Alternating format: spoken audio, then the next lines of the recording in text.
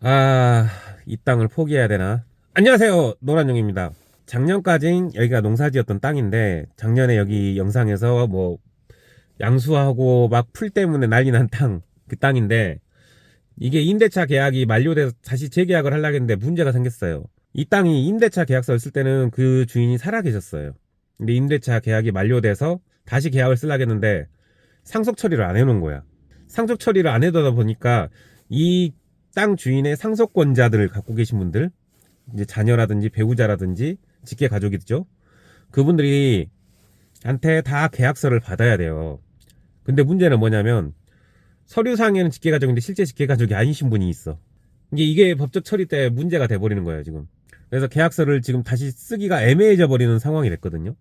그러면 저쪽에서 그걸 해결을 해줘야 되는데, 임대비를 받으려면은 이게 저쪽도 상속 처리를 받아버리면 되긴 하는데 다른 문제가 생긴 거예요. 그렇기 때문에 지금 팔아버릴까 상속 처리를 할까 그런데, 어차피 팔아도 거기는 상속 처리를 해야 되거든요. 어쨌든 그 문제가 해결이 돼야 나도 계약서를 쓰고 이 땅을 농사를 짓는데, 계약이 안 된 땅인 같은 경우에는 서류상에는 노는 땅으로 돼버리는 거죠. 농사를 안 짓는 땅, 실제로 농사를 짓는데. 아니면은, 그죠, 실제로 농사를 짓는데 농사를 안 짓는 땅이 돼버린 거죠. 왜 작년까지는 농사를 지었다 하더라도. 그러면 나 같은 경우는 여기다 농사를 지었고 집불금도 안 나오고 이거만큼의 수매량도 빠질 거예요. 그러니까 지금 골치가 아파진 거예요 저도. 아, 저쪽에서 해결이 잘 됐으면 좋은데, 이게 참 이런 것들이 좀 문제가 되더라고요. 원래는 예전에는 그랬어요. 대표자 한 명이 계약서를 써버리면 끝났거든요.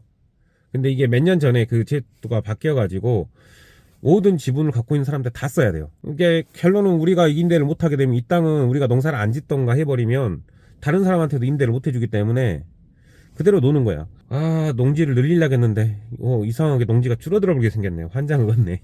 이런 문제가 생기는데, 이게 참 예전에는 됐었는데 이제 누구 하나가 이제 문제를 걸면은 문제가 되겠죠.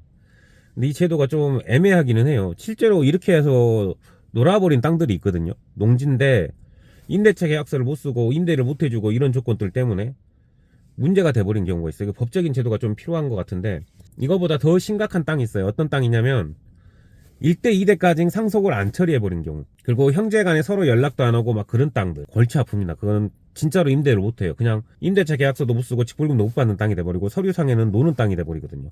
실제로는 농사는 짓지만 그런 땅이 돼버리거든요. 이게 형제간에 연락 안 돼버리고 갑자기 해외에 나가 있어버리고, 아니 해외로 아예 이민 가버리고 연락 두절돼버린 사람, 그런 땅들이 있는 경우도 있고, 사이가 안 좋고 갈라져버린 땅, 아니면은 2대 3대로 막 넘어가버린 땅들이 있어요. 예를 들어서 부모가 돌아가셔가지고 상속권자가 자식이 3명이다. 그 중에 한 명이 돌아가셨어 또. 그럼 그분의 또 상속권자. 그렇게 되면은 막 2대가 넘어가면 5명, 10명 막 계약서를 써야 되는 경우가 있거든요. 근데 그 중에 연락이 한 명이라도 안 돼버려. 그럼 땅 임대 못 하는 거예요. 이런 참 애매한 제도가 있는데, 옛날에는 이게 대표자 한 명이 썼으면 됐거든요. 바뀐 지가 범비 몇 년 안 됐어요. 참 이게 어려운 땅들 돼버렸어. 어떻게 보면은 각자의 재산을 지켜주는 거에서는 또 좋기는 한데, 임대하는 분한테는, 이제 농사를 임대하고 농사를 짓는 사람한테는 애매해진 거지. 그리고 그런 사람들 중에 임대비가 너무 싸네? 그게 또 문제를 걸어버리면 또 그걸 임대를 못하는 땅 돼버리고. 근데 그런 땅들도 있고, 또 애매한 땅들이 뭐가 있냐면 단체 땅.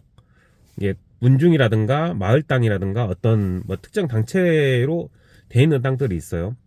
그러면 그에 소속된 사람들의 회의록이 다 필요해. 그 중에 한 명이라도 반대를 해버리면 안 돼요. 그거 이제 단체 땅은 단체 그 정관에 따라서 50% 이상이면 보통 통과를 하죠. 근데 50%가 안 됐을 때, 그럴 때가 문제가 되는 거예요. 아, 이게 단체 땅이나 이런 공동 소유 땅들이 임대를 해도 문제, 안 해도 문제. 나 이 땅을 지금 어떻게 해야 되나 지금 고민입니다. 이번 어차피 저쪽에서 해결을 해줘야 될 내용인데, 이거를 빨리 알아야, 지금 2월 달인데 이제 곧 농사 준비를 해야 되는데 해야 될지 안 해야 될지 쟁기질도 지금 못 하고 있거든요. 쟁기질을 했는데 임대가 안 돼 버리고, 아니면 그 주인이 땅을 팔아버리고 하면 나는 뻘짓돼 버리거든. 아, 이게 참 머리 아픕니다. 오늘은 여기까지였습니다. 구독과 좋아요 부탁드립니다.